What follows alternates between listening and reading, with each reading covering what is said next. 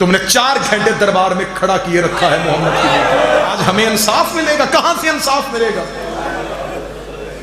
نبی نے کاغذ قلم مانگا، انہوں نے نہیں دیا. علی نے منبر مانگا، انہوں نے نہیں دیا. حسن نے قبر کی جگہ مانگی، انہوں نے نہیں دی. حسین نے رستہ مانگا، انہوں نے نہیں دیا. زینب نے بھرے بازار میں کھڑے ہو کے ایک برقع مانگا، انہوں نے نہیں دیا. تو بتا تو صحیح، تو نے آل محمد کو دیا کیا ہے؟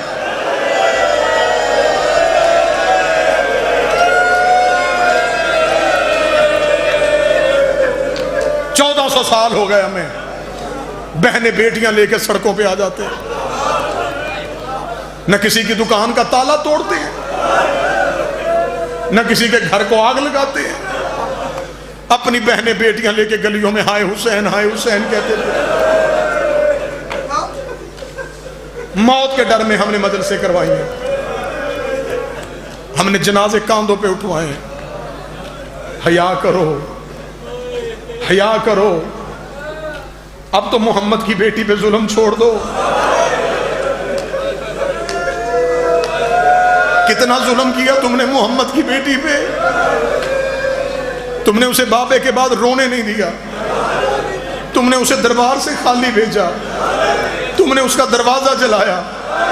جس درخت کے نیچے بیٹھ کے روتی تھی تم نے وہ درخت کاٹا، جس چھت کے نیچے بیٹھ کے روتی تھی تم نے وہ چھت گرائی. اتنا ستایا ہے کہ 60 دن بعد بابے کی قبر پہ آ کے کہتی بابا اب مجھے موت کی اجازت دے دے، بابا اب میں زندہ نہیں رہنا چاہتی، بابا تیری بیٹی رول گئی.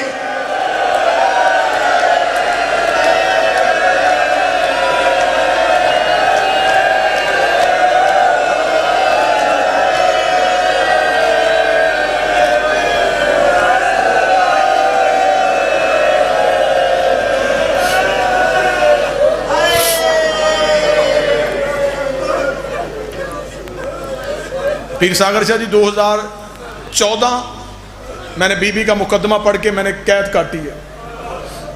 میں نے 6.5 ماہ سزائے موت کی کوٹھری کاٹی ہے بی بی کا مقدمہ پڑھ کے. میں نے شہزادی سے، یہ میرے لیے تمغے ہیں، میرے پاس قبر میں علی کو دکھانے کے لیے اور کچھ بھی نہیں ہے، صرف یہ ہے کہ یا علی میں نے تیرے گھر کا پہرا دیا ہے، میں نے کسی کتے کو تیرے دروازے پہ آ کے بھونکنے نہیں دیا.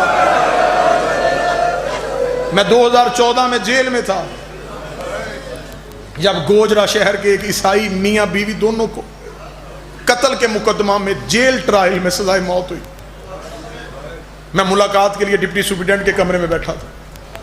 جب ان کو سزائے موت کے بعد اندر چھوڑ کے آنے لگے نا، تو جو عیسائی تھا اس کے ہاتھوں میں ہتھکڑیاں تھیں، ساتھ ساتھ اس کی بیوی جا رہی تھی. تو میں نے ڈپٹی سپرنٹینڈنٹ سے پوچھا، میں نے کہا یہ کون؟ اس نے کہا یہ میاں بیوی ہیں، انہیں آج سزائے موت ہو گئی ہے. میں نے کہا جی سچ مچ انہوں نے قتل کیا تھا؟ انہوں نے کہا سچ مچ دونوں نے قتل کیا تھا. تو میں نے کہا یہ بیوی؟ اس نے کہا یہ بھی اب جیل میں جائے گی. میں نے فوراً کہا، میں نے کہا مرد کے ہاتھوں میں ہتھکڑیاں ہیں.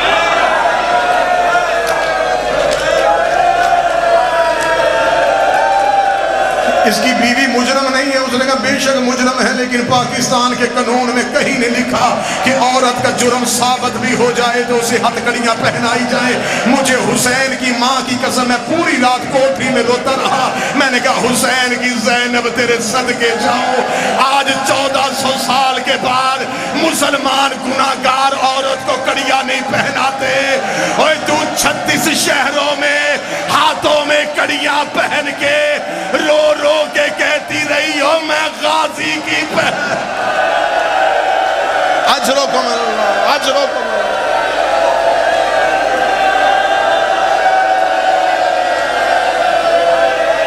بڑا عرصہ ہم چپ رہے،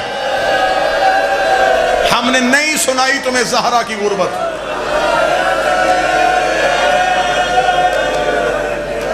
یہ ماتمی منتیں کرتے رہے. باقر شمس صاحب یہ منتیں کی ہیں ان لوگوں نے، سیدہ کی شہادت پوری پڑے.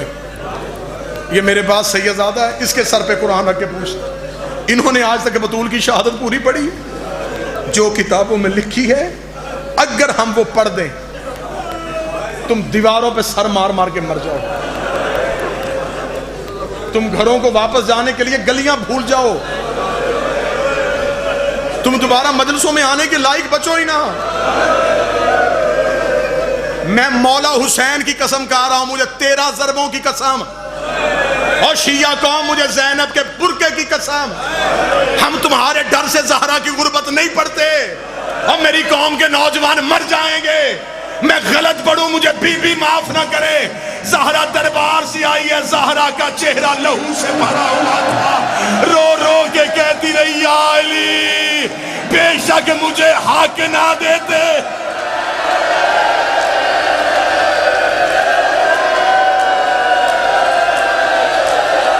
چہرہ زخمی کیا انہوں نے محمد کی بیٹی کو۔ آج ہم سے کہہ تو عزت کرو ان کی، گردن کاٹ میری، نہیں عزت کروں گا میں بطول کے قاتل کی۔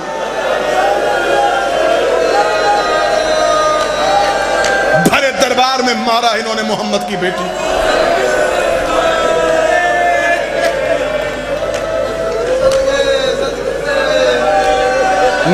دکھ کھول کھول کے پڑھوں مر جاؤ۔ تمہیں سیدہ کا بین آج تک سمجھ میں نہیں آیا؟ بابا اتنی مصیبتیں پڑی، دنوں پہ پڑتی کالی راتیں ہو جاتی، اس کا مطلب کوئی اتنے دکھ پڑے تھے جو محمد کی بیٹی کے سر کے بال سفید ہو گئے تھے، جو رسول کی بیٹی کی کمر جھک گئی تھی۔ بس ایک درد پڑھوں گا، شہادت پڑھ ہی نہیں سکتا، دربار پڑھوں میرا جگر پھٹ جائے، دروازہ پڑھوں تم مر جاؤ، کیسے علی کو لے کے باہر نکلے مر جاؤں۔ اسی جمادی الاول میں انڈیا حیدرآباد دکن میں ایک دن میں نے صرف سیدہ کی شہادت کے 4 جملے پڑھے، قیامت رہی ہے اس شہر میں پوری رات، نہیں پڑھے گئے زہرا کی غربت کے جملے، بس ایک جملہ پڑھ کے تمہیں سلام کرنے لگا۔ ساری زندگی تمہیں ممبر سے ذاکرین علماء نے سنایا، آدھی رات کو علی نے بطول کا جنازہ اٹھایا، سنا ہے؟ نئی بات تو نہیں، سنا ہے؟ ہاں شریعت ہے، مستور کا جنازہ ہو، رسول کا حکم ہے مغرب کے قریب اٹھا لو، دن ڈھل جائے شام آ جائے عورت کا پردہ محفوظ رہے، شام کے وقت جنازہ اٹھا۔ آدھی رات کا حکم شریعت میں کہیں بھی نہیں۔ اب مجھ سے سوال کر، تو جو بی بی کا نوکر ہے، تو ہمیں بتا کہ آدھی رات ہو کیوں گئی تھی؟ لیٹ جنازے کن کی ہوتے ہیں؟ جن کا کوئی آنا ہو۔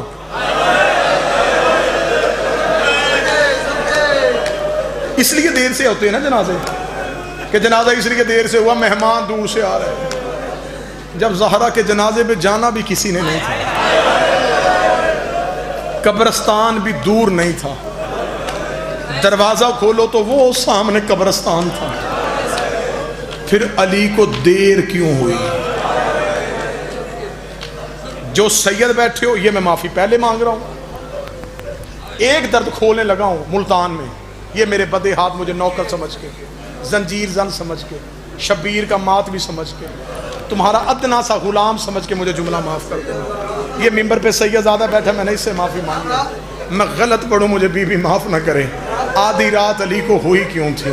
آقا دمشقی کہتے ہیں کہ مغربین کے بعد علی نے بیٹوں سے کہا ماں کا جنازہ اٹھاؤ، بیٹوں نے ماں کا جنازہ اٹھایا، دروازے پہ آ کر علی نے کہا جنازہ حجرے میں واپس لے جاؤ، جنازہ حجرے میں چلا گیا، بیٹے ماں کی جنازے پہ بیٹھے رہے، علی دروازے پہ بیٹھا رہا، تھوڑی دیر بعد علی اٹھ کے پھر آیا، علی نے کہا اٹھاؤ جنازہ، بیٹوں نے جنازہ اٹھایا، دروازے پہ آ کر علی نے دیکھا جنازہ واپس لے جاؤ، تیسری بار جنازہ اٹھا، علی نے کہا جنازہ واپس لے جاؤ، جب چوتھی بار جنازہ اٹھا، حسن نے باپ کے قدموں پہ ہاتھ رکھے گا، بابا اگر دفنانا نہیں ہے پھر اٹھانے کا کیوں کہتا ہے؟